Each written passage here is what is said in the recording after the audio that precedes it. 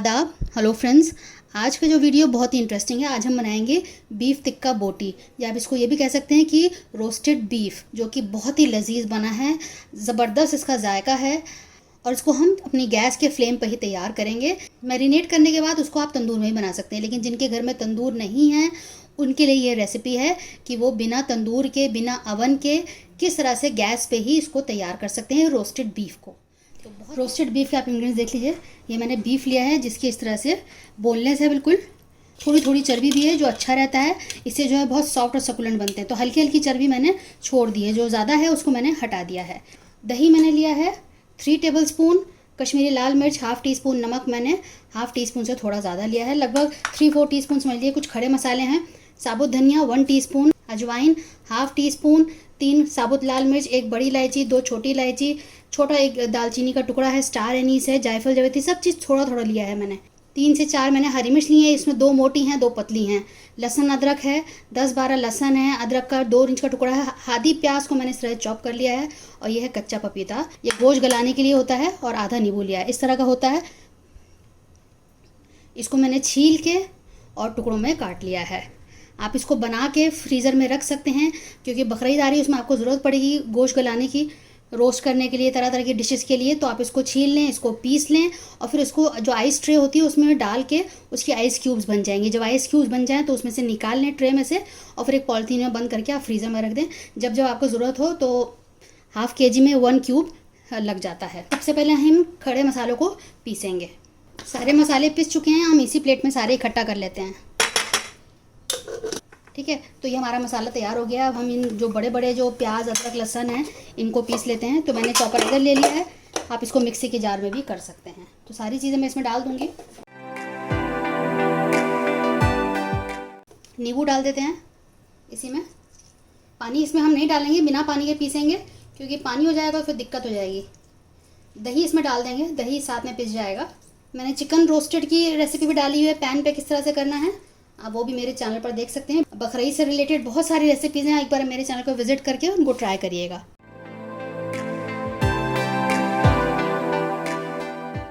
सारी तैयारी हो चुकी है। अब इसमें सारे मसाले हम डाल देते हैं।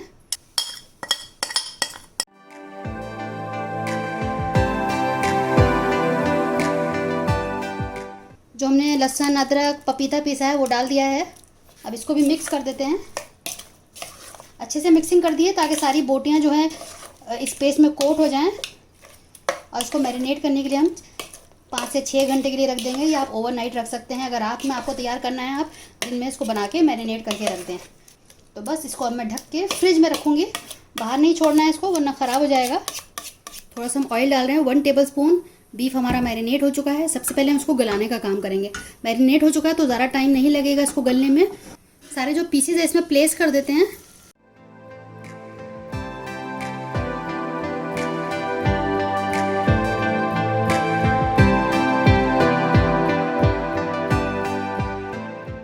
ये जो मैरिनेशन बचा हुआ है इसको हम रोक के रखेंगे, इसको बाद में इस्तेमाल करेंगे।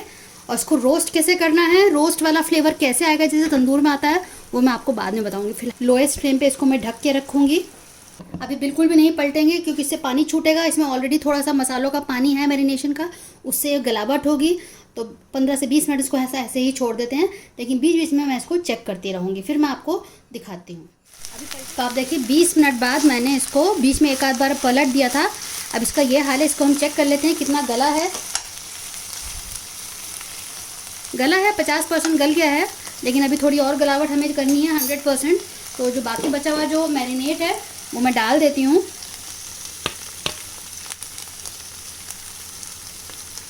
अगर आपको लगे कि मैरिनेट ख़त्म हो गया और गला भी नहीं है तो 1-2 चम्मच बीच बीच में पानी डाल दीजिएगा।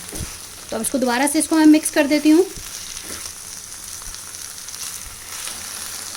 पहले हम गलावट का काम ख़त्म कर लें, बाद में जो उसमें स्मोकी फ्लेवर, तंदूरी फ्लेवर देना है उसके लिए भी मैं आपको टेक्निक बताऊंगी।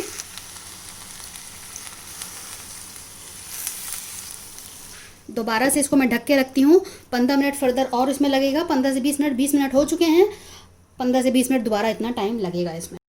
तो आप देखिए बिल्कुल इसका जो ग्रेवी थी, इसमें जो मैरिनेट था बिल्कुल सूख चुका है, ड्राई हो गया है। मैं आपको दिखा देती हूँ इसकी गलावट कितने अच्छे से टूट गया है, ये देखिए। तो अब ये हो गया है, बिल्कुल रोज़ जैसा लगे उसके लिए हम क्या करेंगे, तो इस तरह से मैंने सीखे लिए हैं। जब ये ठंडा हो जाए, अभी ये गर्म है, मुझे थोड़ा जल्दी है, तो इस तरह से मैं ये पतली पतली वाली हैं, इस तरह से हम लगा लेंगे।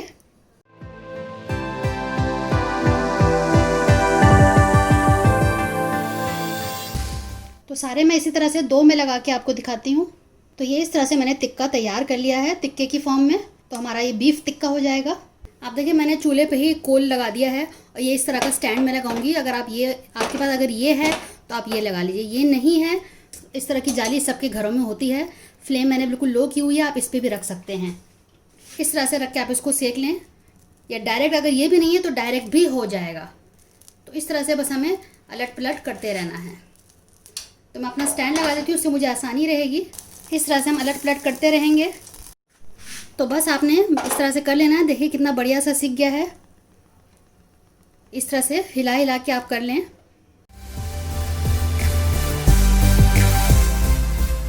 इसी के ऊपर मैंने कोल रखा हुआ है, बड़ी आसानी से ये हो जा रहा है।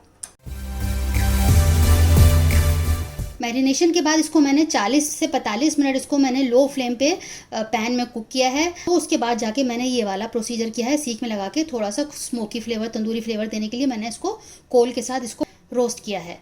अगर आप 40 मिनट नहीं लगाना चाहते हैं, आपके पास टाइम की कमी है, तो आपको मैं दूसरा तरीका बता देती हूँ। आप कुकर में इसको 80-90% गला लीजिएगा। कुकर में आप 1 कप पानी डालिएगा, लहसुन अदरक का पेस्ट डालिएगा, नमक जायके के हिसाब से डाल लीजिए। उसके बाद 3 से 4 विसल हाई फ्लेम पे दीजिएगा और फिर 5 से 7 मिनट के लिए लो फ्लेम पे रख दिएगा। तो आपका जो बीफ है बिल्कुल कुक हो जाएगा। 90% कुक हो जाने के बाद आप इसको मैरिनेशन में के जितने भी इंग्रेडिएंट्स मैं दिखाएं उसमें डाल दें, 1 घंटा मैरिनेट करें। उसके बाद आप उसको जैसे कोल पे मैंने किया है वैसे आप कोल पे कर सकते हैं। तो आप देखें हमारा बीफ टिक्का बोटी बिल्कुल तैयार हो गया। कितना ज़बरदस्त इसमें कलर आया है, फ्लेवर इसका ज़बरदस्त है। आप इसको सलाद के साथ, नींबू के साथ सर्व करें, बहुत अच्छा लगेगा सबको, घर में सबको बहुत पसंद आएगा। बकरीद पे बनाएं और बनाने के बाद फीडबैक ज़रूर दीजिएगा, हमें आपके फीडबैक का इंतज़ार रहता है। अगली बार मिलते हैं किसी नई रेसिपी के साथ, तब तक के लिए शुक्रिया। देखते रहिए शायलाज़ दस्तरखान।